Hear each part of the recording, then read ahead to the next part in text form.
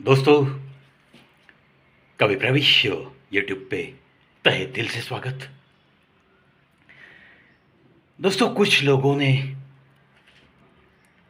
हमारे राम लल्ला को काल्पनिक बताया। क्या करेंगे ऐसे लोगों को? जहां नासा कहता है कि हाँ, भारत से श्रीलंका तक समंदर में कुछ दिखाई देता है और वो वही पुल है जिसका जिक्र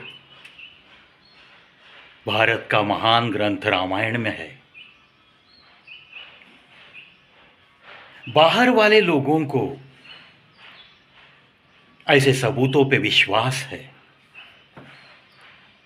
और जो यहां का अनाज खाकर, यहां कुछ कीमत मिलाकर, यहां कुछ नाम दौलत शोहरत कमाकर इसी देश से गद्दारी कर रहे हैं, एक बड़े धर्म के ऊपर आरोप लगा रहे हैं कि रामलल्ला काल्पनिक है। एक तो दोस्तों, ऐसे लोगों के बारे में हंसी आती है, लेकिन दिल तड़प भी उठता है कि आखिर ऐसे लोगों को क्या हक है, क्या अधिकार है हमारे इस भारत भूमि पे रहने का। ये भी सवाल ऐसे जब सुनता हूं तो सत्वर मेरे दिल में आता है और होठों से बाहर भी आता है, और यही सवाल मैं ऐसे लोगों को करना चाहता हूं आज।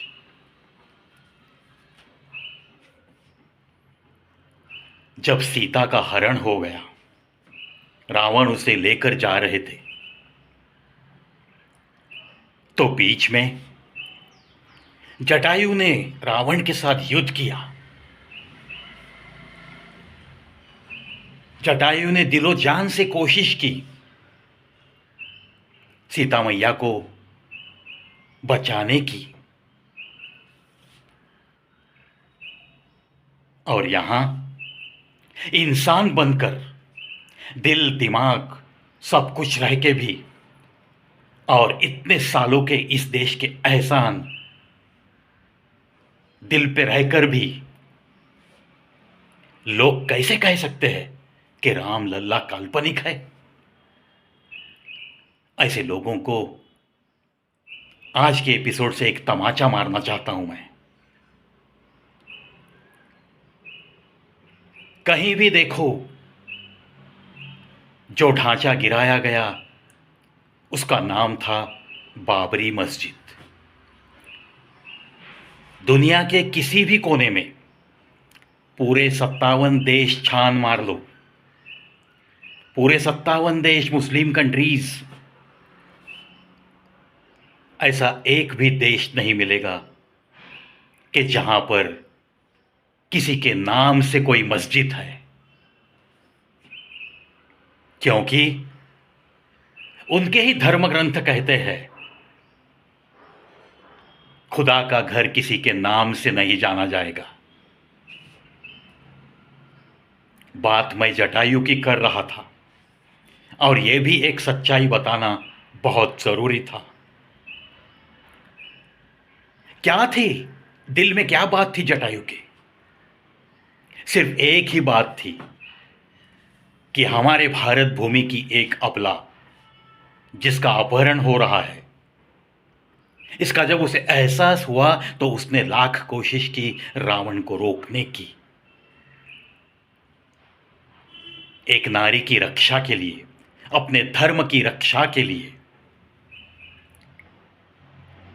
उसे पता था कि यहां मेरी मौत लिखी है, मैं इतने बड़े आसामी से जीत नहीं सकूंगा, लेकिन कम से कम मेरे धर्म की रक्षा करते हुए मुझे अगर मौत आई तो आगे चल के जमाना मुझे कम से कम कायर तो नहीं समझेगा। और यहां ये इंसान जो राम लल्ला का अस्तित्व नकार रहे हैं, ये तो इंसान कहने के लायक ही नहीं है। जिस देश का खाते हो उसी के साथ गद्दारी करना यही अगर आपके खून में दौड़ रहा है तो उस खून को शायद ही तन बदन में रहने का अधिकार है। खून खौल उठता है, ऐसी बातों से खून में गर्मी आनी ही चाहिए। प्रभु श्री राम हमारे पूरे हिंदुस्तान का दैवत है। हम सारे हिंदुस्तानियों की एक आस्था है, परमोच्च आस्था है, और उसी को अगर कोई नकारेगा तो बार बार मैं तो यही कहूंगा कि ऐसे लोगों को इस भारत भूमि का अनाज खाने का भी कुछ भी अधिकार नहीं, कुछ भी अधिकार नहीं। दोस्तों, आज दिल में जो मेरे तड़प उठती है, माना कि मैं एक फौजी का बेटा हूं, थोड़ा सा खून मेरा ऐसी बातों में ज़्यादा गर्म होता है, लेकिन हर किसी का होना चाहिए। अगर आपको अपना राष्ट्र बचाना है, अपना धर्म बचाना है, तो ऐसी तड़प आज हर एक हिंदुस्तानी की रगों रगों में दिखनी चाहिए। और इसीलिए मैं तड़प तड़प कर ऐसे कुछ वीडियो बना रहा हूं।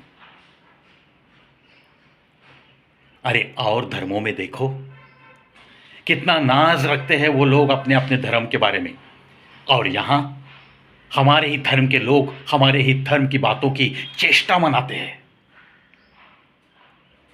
गलत बातें हैं ये ऐसी बातें बंद हो जानी चाहिए। जो इंसान लड़ रहा है, जो इंसान इस भारत भूमि के लिए कुछ न कुछ करने के लिए खुद को समर्पित समझता है, और वैसे ही उसका चलन है, ऐसे इंसानों को मैं तो तहे दिल से सैल्यूट करूंगा। एक नहीं, करोड़ों सैल्यूट करूंगा। चलो दोस्तों, यह भारत देश हमारा है, यह हिंदुस्तान हमारा है, यह हिंदुस्तान की मिट्टी तुम्हें पुकार रही है। जो भी इसे अपमानित करने की कोशिश करेगा वो हर कोई आपका दुश्मन है, चाहे वो इसी धरती पे पला बढ़ा क्यों ना हो। अपनी जन्मभूमि का थोड़ा तो सम्मान दिल में रखो, इतनी ही मैं जाते जाते विनती करूंगा। जय हिंद, जय भारत।